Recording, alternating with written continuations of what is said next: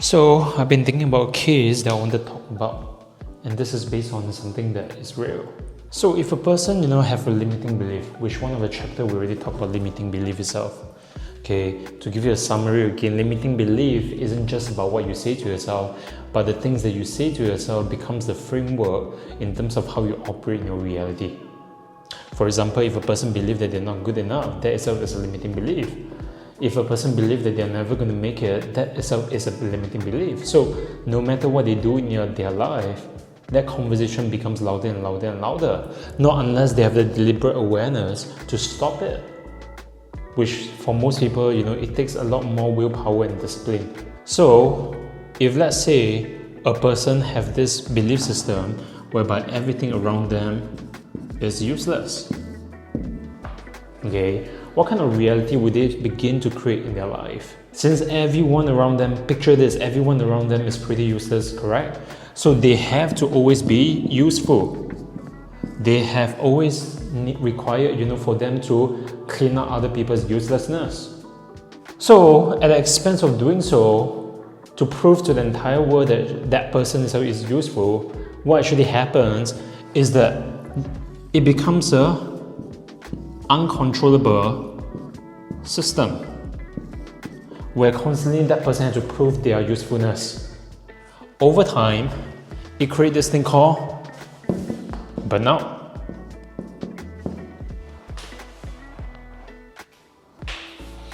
And then when they burn out, what actually happens? They can't do anything, or their body starts breaking down. And then it starts going back into this thing called uselessness, where they believe they're useless. Therefore, the circuit now is complete. And then, of course, when they recover, they pick themselves up, the whole cycle begins again. Most people live their life like this in a very mechanical way. They don't examine their belief system or the things that they're holding them back. Can you relate to this? How does this play out in your life? Can you realize that you create your perpetual cycle of suffering? And then of course when they get better, they kind of forgot about it because the awareness is not quite there. And then they start running this whole conversation again, leading to this thing again. Where does this lead a person to? Literally a mice or hamster chasing after a roller coaster. So what in your life needs to change? What are the belief systems you perceive the people around you? Because how you perceive the people around you is a reflection of how you perceive yourself. What are the conversations that you run towards other people? What are the conversations you run towards yourself? The thing that comes to mind is around how people tend to be more tactical and short-term and reactive in how they handle stuff. Yeah. And then, but at the workplace, as a person moves up the ranks, you're required to be more strategic. But then, it's easier said than done in terms of training somebody to do that. Why not? I would ask, what's the gap? Does the person want to be there? We always look into the willingness. Does the person want to be there? The perception of the boss who manages these people is that they should be more strategic so that they can have my back. But then he finds that they are not up to par. And so I guess the question is, are humans intrinsically more tactical and less strategic, and what is? You can only be strategic if you have the awareness. You can only be strategic if you can see nuances. You can only be strategic if you understand, if you live your life ferociously, living experiences, because that brings about wisdom. What stops a person from being more strategic? Awareness, experience. But what happens if the person already have experience but they keep making the same mistake? Yeah. Then they didn't really quite learn. Then the question is it painful enough? Is it suffering enough for them to raise their awareness? Have they paid the price? Something needs to be painful enough for them to change, to heighten their awareness, so that they can do things differently. So it's still about examining what your beliefs that get in the way of being more strategic. Of course. You always go back to yourself, go back to your belief system, and it goes back to inner work. Because how we relate with the world is also how we relate with our world inside of us. So one way to examine your relationship with others is not to look at your relationship with others, but it's to look at your relationship with yourself. Because most people will think that their relationship with others is good, but they don't realize that there's always a ceiling to the depth that they can go in a relationship. And in times of crisis, are these people the people that you can be intimate with, to tell them everything and anything you need and to be there for you? So most people perceive superficial relationships as good relations, but the issue that they have with their spouse, the very fact is they can't go intimate and go deep is a real issue. And the question is, what are they going to do about it? Because it's easy to point your fingers onto another person and say you are the problem. Rather, it takes more courage and love for you to own up that, maybe there's more work for you to do. You want to pay attention to people when they keep saying that they don't need help. Because you want to really ask, is it because they don't need help, therefore they say that? Or is it because they already have a working system down there and they don't want to compromise it? Because a person who is always evolving upwards, they will always want better system to upgrade the system. So even if they don't need help, they are constantly upgrading the system. Success ultimately is measured, between the person you were yesterday. Are you getting better?